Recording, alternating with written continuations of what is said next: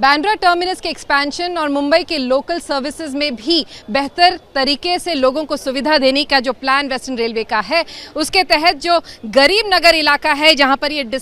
आप कह लीजिए एक तरह से कार्रवाई की जा रही है 4 दिनों से, उसका चौथा दिन है और यहाँ पर काफ़ी हद तक इलीगल कंस्ट्रक्शंस जो थे उनको डिमोलिश किया जा चुका है। इस वक्त हमारे साथ CPRO विनीत अभिषेक हैं, आइए उनसे जानते हैं। सर एग्जैक्टली अगर हम देखें 4 दिन से सिर्फ तोड़क कार्रवाई चल रही है, किस तरह का काम हुआ है, कितना हुआ है और कितना दिन समय और लगेगा? जी देखिए, जैसा कि हम सभी को ध्यान है कि माननीय हाईकोर्ट ने जो आदेश दिए हैं, जो मैं कई बार आप लोगों से शेयर भी किया है, उस आदेश में 2 मुख्य चीज़ें थी। एक तो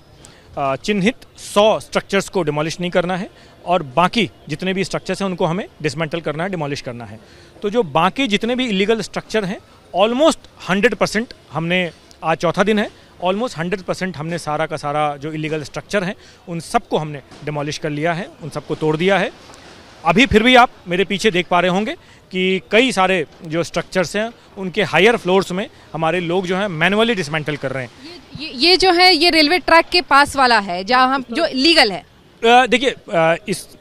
इन स्ट्रक्चर्स की स्टेटस ये है कि माननीय हाईकोर्ट ने बोला है कि जो चिन्हित 100 स्ट्रक्चर हैं उनको डिसमेंटल ना किया जाए। तो ये जो चिन्हित 100 स्ट्रक्चर हैं उनके जो ग्राउंड फ्लोर है उनको हम रिटेन कर रहे हैं और बाकी जो हायर फ्लोर्स हैं चूँकि वो बहुत हाईली अनसेफ हैं और कभी भी टूट सकते हैं, तो उनको हम मैनुअली डिसमेंटल कर रहे हैं क्योंकि उनके ग्राउंड फ्लोर को हमें जो है रिटेन करना है। तो इन स्ट्रक्चर्स को हम मशीन से नहीं तोड़ सकते क्योंकि मशीन से तोड़ते समय ग्राउंड फ्लोर में भी जो है डैमेज हो सकती है। तो इसलिए इनको हम सारे सेफ्टी प्रोटोकॉल को फॉलो करते हुए, इनमें जो रहने वाले रेजिडेंट्स हैं उनके साथ कोऑर्डिनेशन बिठाते हुए, इंश्योर करते हुए कि उनको किसी भी प्रकार का रिस्क ना हो, कोई दिक्कत ना हो, और हम स्लोली ये जो हायर फ्लोर्स हैं इन 100 आइडेंटिफाइड स्ट्रक्चर्स के उनको भी हम डिसमेंटल कर रहे हैं। ये कार्य भी जो है ऑलमोस्ट हमारा 50% हो गया है और बाकी का कार्य जो है हम आने वाले समय में कल तक में ऑलमोस्ट सारा का सारा कार्य पूरा कर लेंगे। ये अगर हम मलबे की बात करें, क्योंकि आपने डिमोलिशन में, आप जहाँ पे हम खड़े हैं ये बहुत बड़ा मलबा है और जो आप लोग ट्रक्स में निकाल के लेके जा भी रहे हैं, तो ये कितना मलबा निकलेगा इस डिमोलिशन में और उसको कैसे डिस्पोज ऑफ करें? देखिए, बिल्कुल ये बहुत बड़ा जो है जो क्वांटिटी है, हम खुद देख पा रहे हैं कि कितना ज़्यादा मलबा इससे जनरेट हो रहा है। ये डेब्रीज जो जनरेट हो रहे हैं, जैसा आप मेरे पीछे देख पा रहे हैं कि ट्रक्स हैं, हमारे डंपर ट्रक्स हैं, इसमें ये लोड हो रहे हैं। एवरेज जो है डेली बेसिस पे 80 मेट्रिक टन के करीब जो है हम मलबा यहाँ से डिस्पोज़ कर रहे हैं। हर दिन ऑलमोस्ट हमने इतने मलबा हमने डिस्पोज़ किया है। जो हमारा नॉर्थ साइड है, जो बांद्रा टर्मिनस की ओर, मेरे पीछे का जो एरिया है, आप कल से अगर कंपेयर करें तो ऑलमोस्ट मलबे की क्वांटिटी ऑलमोस्ट हाफ हो गई है।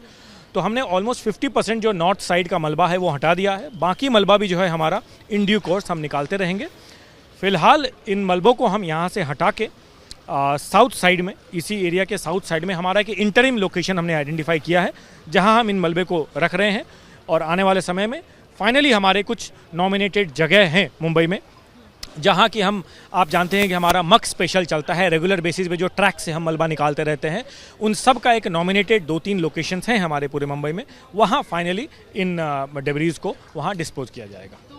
फिलहाल जो यहाँ से निकाला जा रहा है इसमें कितना समय और लगेगा? कि वैसे तो डिमोलिशन का काम 23 यानी कल तक में ख़त्म होना था, लेकिन क्या आपको लग रहा है इस एस्टिमेट की ये एक्चुअली सारा काम, ये क्लियरेंस, खासतौर डिमोलिशन तो आपने तोड़ दिया है, लेकिन सबका क्लियरेंस, ज़मीन को तैयार करके फेंसिंग लगाना, ये सब काम कब का, कुछ टाइमलाइन है? ये सारा जो है कार्यक्रम हमारा एक साथ ही चल रहा है। जैसा कि आप अभी भी देख पा रहे हैं कि डिमोलिशन का भी कार्य चल रहा है, डेब्रीज डिस्पोजल का भी कार्य चल रहा है। कल तक जबकि सारे के सारे कार्य जो है डिसमेंटलिंग का कंप्लीट हो जाएगा, हमारा फेंसिंग और बैरिकेडिंग का कार्य भी शुरू हो जाएगा। तो मल्टीपल चीज़ें एक साथ चलती रहेंगी। यस, हम डेब्रीज का भी क्लियरेंस जो है बहुत प्रायोरिटी पे कर रहे हैं। जैसा मैंने बताया, डेली बेसिस पे 80 मीट्रिक टन ऑलमोस्ट डेब्रीज हम यहाँ से क्लियर करके इंटरिम लोकेशन में रख रहे हैं। एक बार जब पूरा डिसमेंटलिंग का कार्य कंप्लीट हो जाएगा, डेब्रीज क्लियरेंस चलती रहेगी, लेकिन ये पूरे एरिया को बैरिकेड करके सिक्योर किया जाएगा और जो हमारा ट्रैफिक मैनेजमेंट प्लान सब्सिक्वेंटली है और इस पूरे एरिया को जो इंटीग्रेट इंटीग्रेटेड तरीके से डेवलप करना है, वो कार्य भी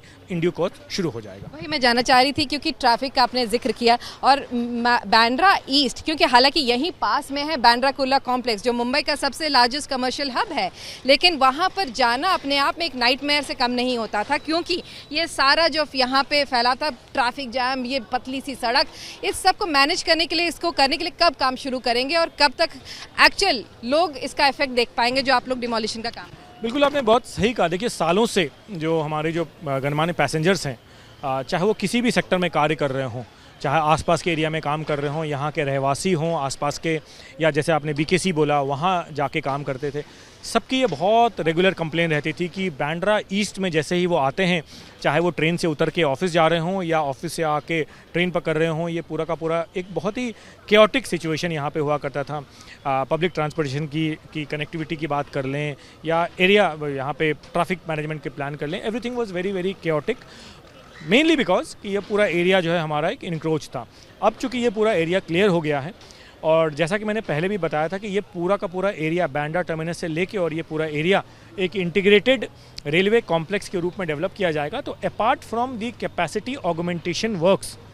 जो हम वेरी सून यहाँ पे एग्जीक्यूट करने वाले हैं, हमारा एक प्रायोरिटी ये भी रहने वाला है कि इस पूरे एरिया में एक सशक्त ट्रैफिक मैनेजमेंट प्लान के हिसाब से पूरा एरिया डेवलप हो, ताकि चाहे वो स्टेशन एक्सेस, एंट्री या एग्ज़िट, ये पूरा का पूरा एक बहुत ही साइंटिफिक तरीके से और जो बेस्ट तरीके होते हैं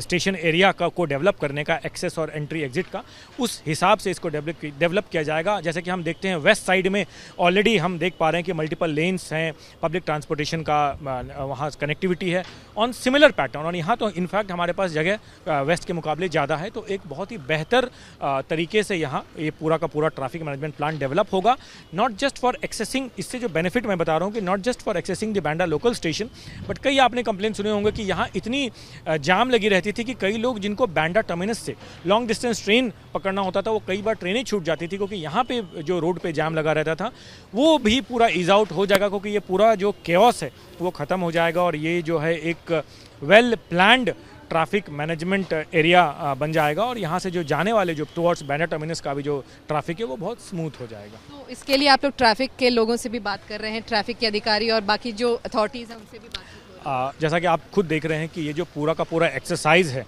ये भी एक तरह से state government, civil authorities, city police, इन सब के साथ मिल के है। और सिमिलरली जो है इस तरह के जो प्रोजेक्ट जितने भी होते हैं वो एक ट्रैफिक डिपार्टमेंट के साथ मिलके, स्टेट गवर्नमेंट के साथ मिलके एक थरो और एक बड़ा इंटीग्रेटेड प्लान के तहत ही ये पूरा का पूरा एग्जीक्यूशन यहाँ पे होगा।